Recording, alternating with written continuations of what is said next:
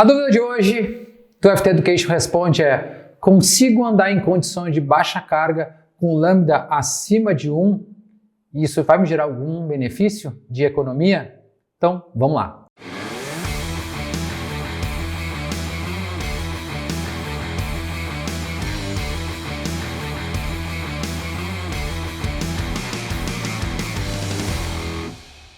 Bom, a pergunta de hoje é do Rodrigo e ele começa da seguinte forma: boa noite, Christian.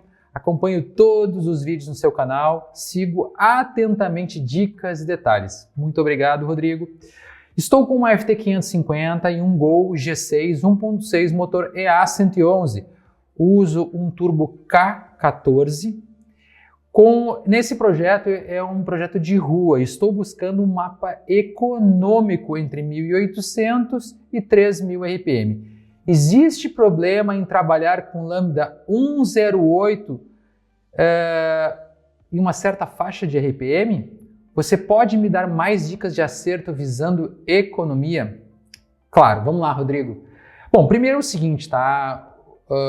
Uma das coisas que a gente tem que entender que mesmo o seu carro sendo turbo, ele tem uma fase aspirado.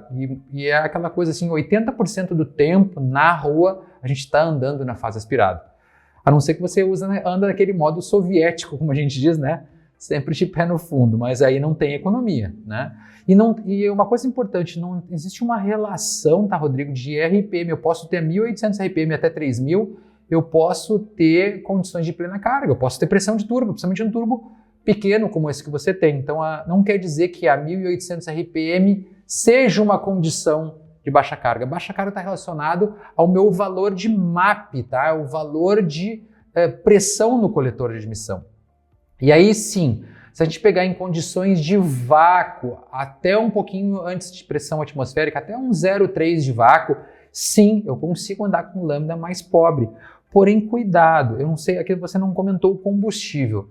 Então, existe um fator muito importante que eu falo muito nos meus treinamentos, eu falo isso bastante no treinamento nível 1, que está relacionado em baixa carga. O primeiro pré-requisito, sem dúvida, é dirigibilidade e depois economia. Por quê? Dependendo do projeto do seu motor, do layout, né, que foi escolhido para o teu projeto, eu posso ter uma eficácia excelente de funcionalidade ou dirigibilidade com 1,08 de lambda, mas ele pode ser péssimo de andar com 0,8, principalmente se nós estamos falando de um combustível etanol. Ele não gosta de trabalhar tão pobre. Então não adianta eu trabalhar mais pobre e ter que botar mais posição no acelerador e ter mais tempo de ação para produzir a mesma energia.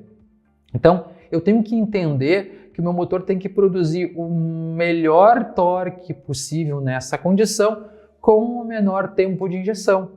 E aí entra um outro fator. Às vezes um motor, dependendo da taxa, dependendo da construção, dependendo do teu projeto, ele é muito mais econômico e tem uma melhor dirigibilidade com lambda estendendo mais rico. Isso tem que encontrar.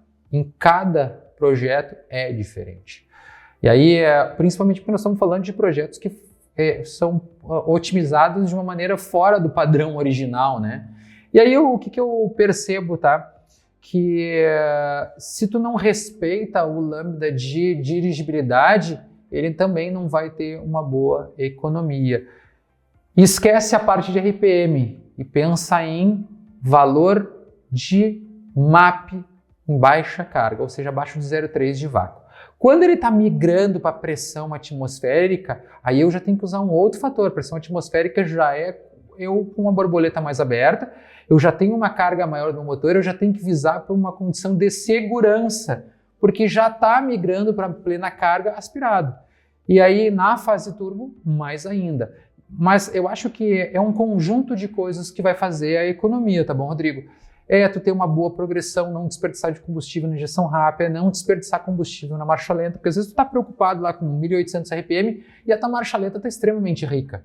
O teu carro em transição está extremamente rico, em processo de desaceleração está lavado, está muito gordo. Então o processo de construção do mapa de injeção, ele envolve vários regimes, né? Lá no treinamento nível 1 a gente fala de 5 regimes. E aí a gente seleciona aí cada regime e faz um trabalho de acertos sobre cada regime preocupado com lambda. E aí a gente não pode esquecer de uma outra questão, não adianta eu ter lá um lambda adequado e meu avanço de ignição está gerando contra-trabalho e meu motor está muito rumoroso. Então eu também tenho que ter um avanço de ignição adequado para essa condição para gerar uma boa economia. Resumindo, a gente tem que buscar o que o motor quer e não o que a gente quer. Então não adianta escolher um alvo, só que eu quero trabalhar com 108. Muitas vezes o meu motor não trabalha muito bem com lambdas tão pobres. Rodrigo, espero ter respondido a tua pergunta. Se ficou ainda alguma outra questão, obrigado por acompanhar o nosso canal. E se alguém ainda tiver alguma dúvida, comenta aí embaixo. E não esqueça que é uma ótima oportunidade de aprendizado fazer o treinamento nível 1 para que você obtenha esse conhecimento de uma maneira mais aprofundada. Talvez, Rodrigo, seja esse o caminho para você mesmo acertar o seu carro, seu tuner do seu carro mesmo.